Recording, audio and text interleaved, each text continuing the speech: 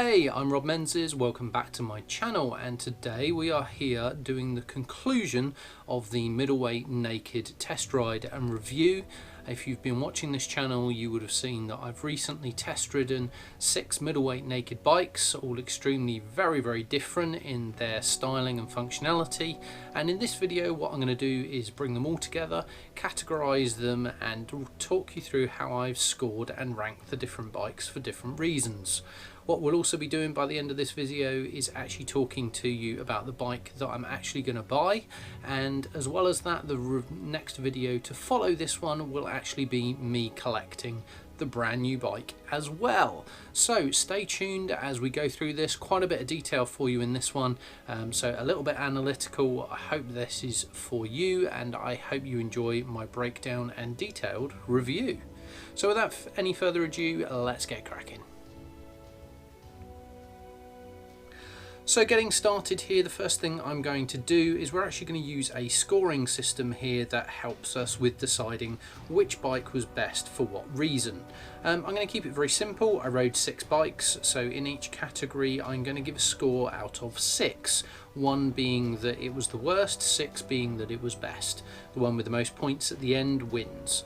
And what I also did as well is I wanted to try and make this more specific to myself. So if you wanted to use the same scoring system, then potentially you could. But what I've actually done is added in a weighting system. What do I mean by weighting? I don't mean that I'm hanging around and not getting on with it. I mean that my score I'm going to multiply by a figure. Now again, that figure I chose based on what I felt was important to me. These things may not be important to you, so you'll maybe choosing a different weighting in a different area.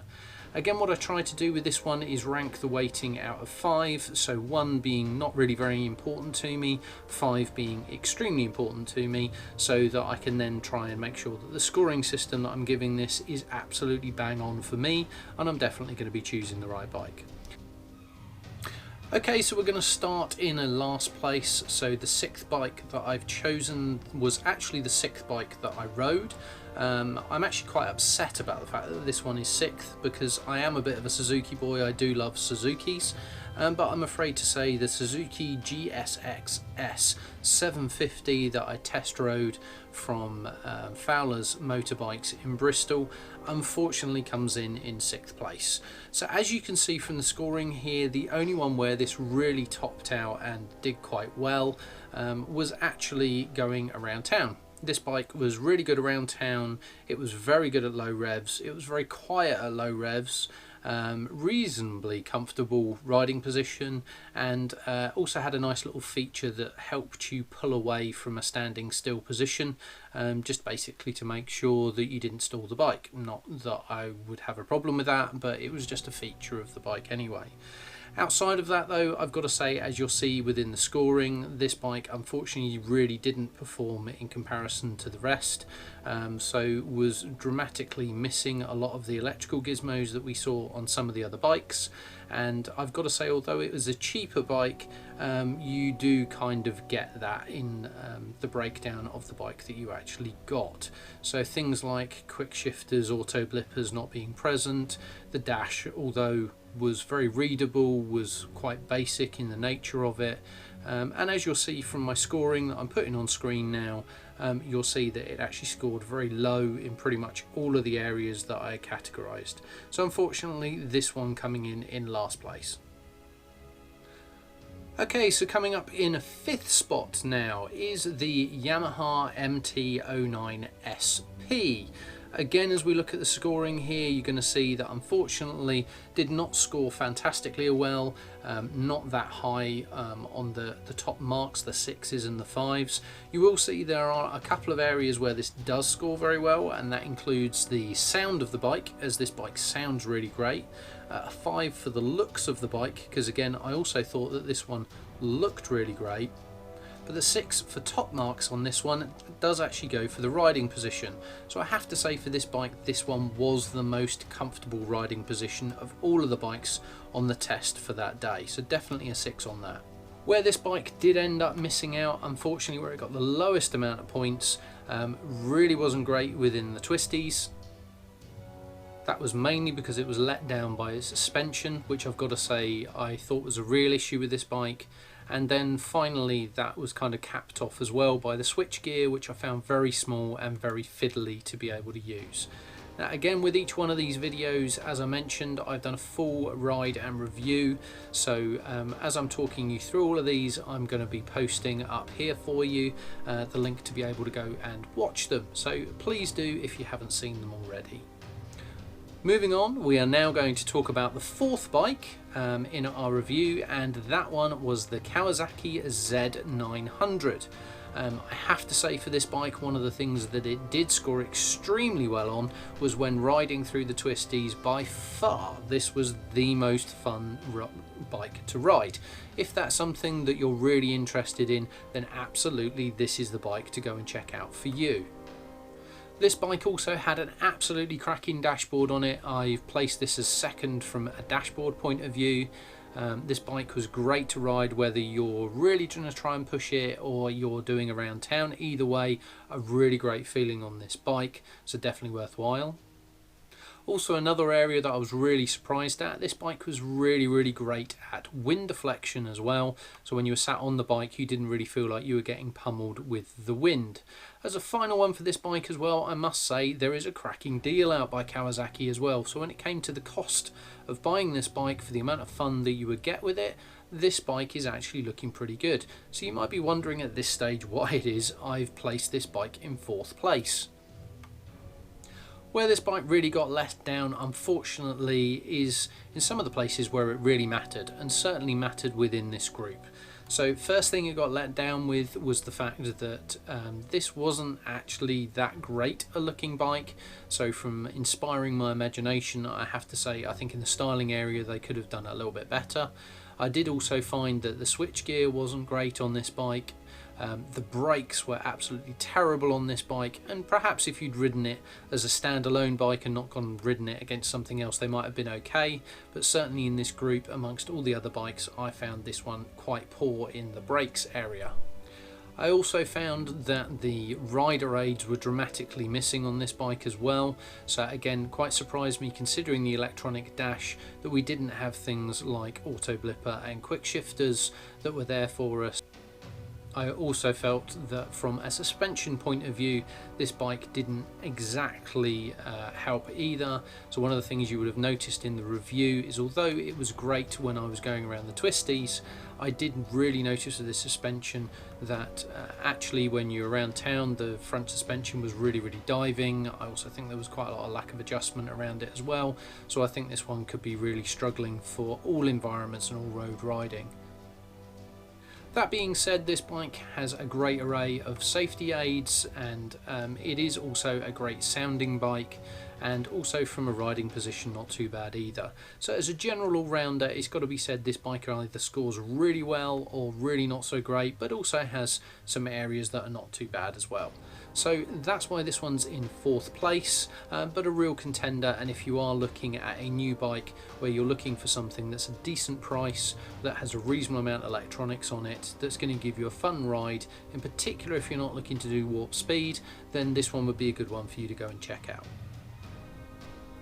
Moving on now to the third place bike in this assessment, and in this situation the third place bike has come in as the Triumph Street Tripple 765 RS. Probably quite a surprise for many people that we've actually found this bike coming in third place. Generally this bike is very highly recommended and has a lot of high spec equipment, so people would normally rate this bike higher. However, I've got to say for me personally, I was pretty disappointed with this bike, but in the same vein you really can't, well, you can't ignore the amount of spec that this bike has. So how did this bike score? When we're looking at best sounding, we're looking at how it handles in the twisties. This bike really seemed to do extremely well. Clearly the suspension is very sound, and you also find an extremely comfortable riding position with this bike. Brakes, rider aids and safety features are all something on this bike where we're definitely ticking a box, but unfortunately in the same vein these things didn't exactly stand out either. That being said, the switchgear on this bike was absolutely fantastic, and I also must say as well that the suspension on this bike was probably one of the best suspensions that was on any other bike. The main thing that you'll notice from my review, and I recommend you go and look at it, is this bike seems to be so perfect in its equipment. Where it really let itself down was actually the fun and enjoyment of riding this bike. I managed to go out, have a ride, go zooming around, peel through some twisties, and quite frankly just felt like I was getting from A to B. Didn't really give me any enjoyment in this bike at all, and also felt like I've been riding it since the day I've been born. Whether that's a good thing or a bad thing is up to you, but for me, I unfortunately found this as quite a bad thing as I was going through, as I'm really looking for some enjoyment and a fun factor with this bike. And for me, unfortunately, I just found that this did not tick the boxes I was hoping. Moving on to our second place bike, and I have to say this bike was a very close winner. Between the second place bike and the first place bike, I've got to say one of them was going with my head and the other was going with my heart, and I have to say the second place bike was actually going with my heart, and that was the MV M09SP Brutale RR.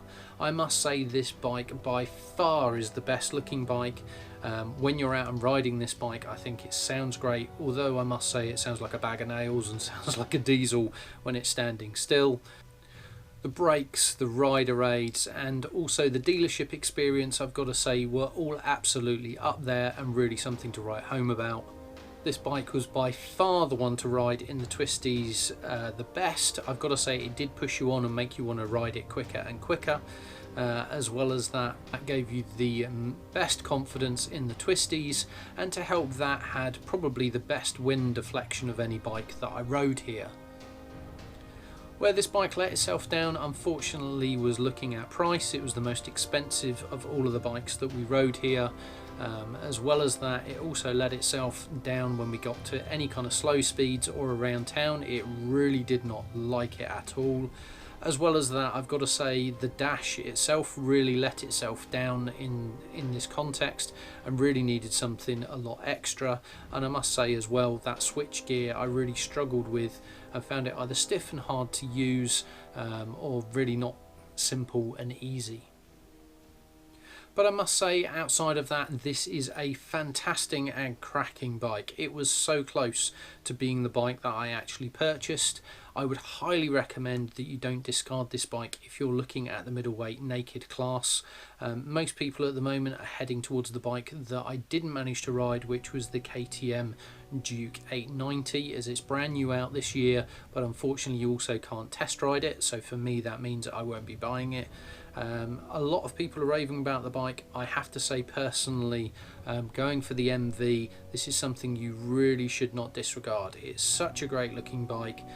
It really drives the soul, and I must say to you, when you ride these different bikes back to back, you do really get to feel the difference between the different bikes, and they really are worth riding alongside each other so that you get to figure out which one is really the bike for you. As the one I've chosen may not be the one that you would choose. You may find that actually either you like the MV, the Triumph, or like me, our winner. So moving on to our winner then, which one topped it? It is new for this year in 2020. It is the BMW F900R SE model. You're going to be seeing me picking up this bike from the dealership. I've ordered this bike, I've bought this bike, and will be grabbing hold of it extremely soon. What did I like about this bike? Well, if you go back and have a look at my review of this bike, what you will see, the first thing that jumps out at you without any shadow of a doubt is the dash and the electronics on this bike. Without a shadow of a doubt, it is Darth Vader's bathroom. You have absolutely everything on the dash that you could possibly ever wish for. Every sensor, every monitor, every bit of information. You can swap and change the look and the style of the dash, its colour, it connects to your phone. You've got an inbuilt sat nav and telephone and radio if you want it to, but outside of that you've got rev counters, you've got modes, you've you've got ABS and traction control settings, everything, right down to the point that as part of the standard process, and something I didn't actually mention on the bike, is it actually comes with its own power point on the side of the bike as well. So if you're out riding and need to do something like charge your phone, then also you're going to be able to do that as standard on this bike. So electronics absolutely win through.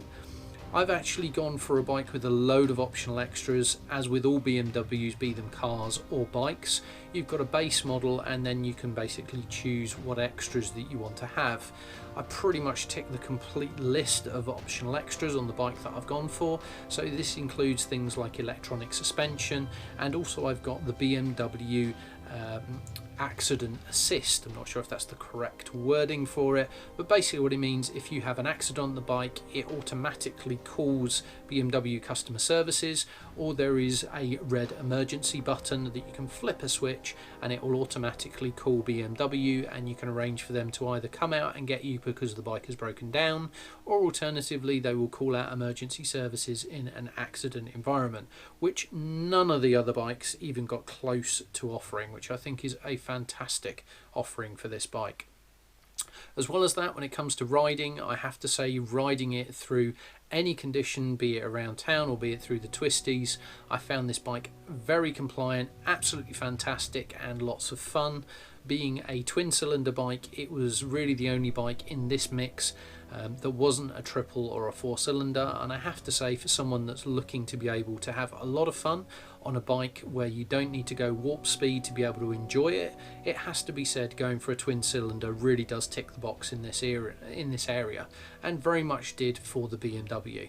It's a really sweet sounding engine, and really assisted and helped by having a great quick shifter and auto blipper for up or down shifting. The other thing I really noticed with this bike is the brakes were absolutely fantastic, and really shone out amongst this group, which is quite something considering the MV and the Triumph, but absolutely this one did shine out. Now I must say, although the suspension felt fantastic and is dynamic as it's electronic, the reality of that situation is it is only dynamic on the rear shock. Great if you're moving between modes, so you can get out of a road mode into dynamic or dynamic pro, then it will go to a more sporty setting and will tighten itself up so that you can do those twisty A roads, and it's more suited and planted to your riding. But in the same vein, what you do see here is, unfortunately, when you then come and have a look at the front forks or the front suspension, this is a non-adjustable suspension. What I will say though is it happens to really work. So being out and on the roads and being a practical environment, actually you don't need to adjust it. I'm not light, I'm not small. I got on the bike, rode it, and was able to basically ride through pretty much any of the conditions that I wanted to without any issue or a feel that I would need to change the suspension in any way. It really was very planted.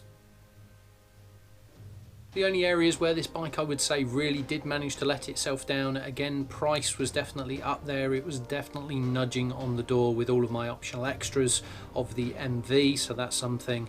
I would also say as well, from a sound perspective, being a twin actually does let it down a little bit on sound. Again, it's a bit of a personal preference here, but I do think the 3 cylinders do sound a little bit better. The other piece as well that I will say is, from a riding position, I was conscious that it was different. I have since found out, thanks to a comment made on my YouTube video by one of my followers that subscribed, thank you very much to that person, that the bike that I actually test rode had an optional extra of a low seat. So I've made sure with the bike that I'm purchasing that I didn't have that optional extra, and that will give me a bit more clearance between the seat and the peg position. But that was one thing I did notice. It was a slightly different position than I was used to, and it did take a little bit of getting used to.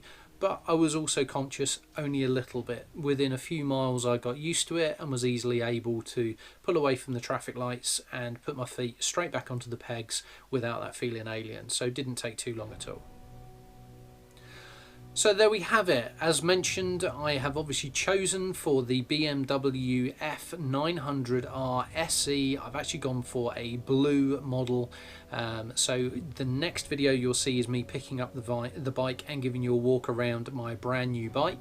I hope you've enjoyed this video as well as also the entire series of this middleweight naked test ride and review. That's an easy thing to say. And do hang around for the last video. If you haven't done so already, I would welcome a like and a subscribe.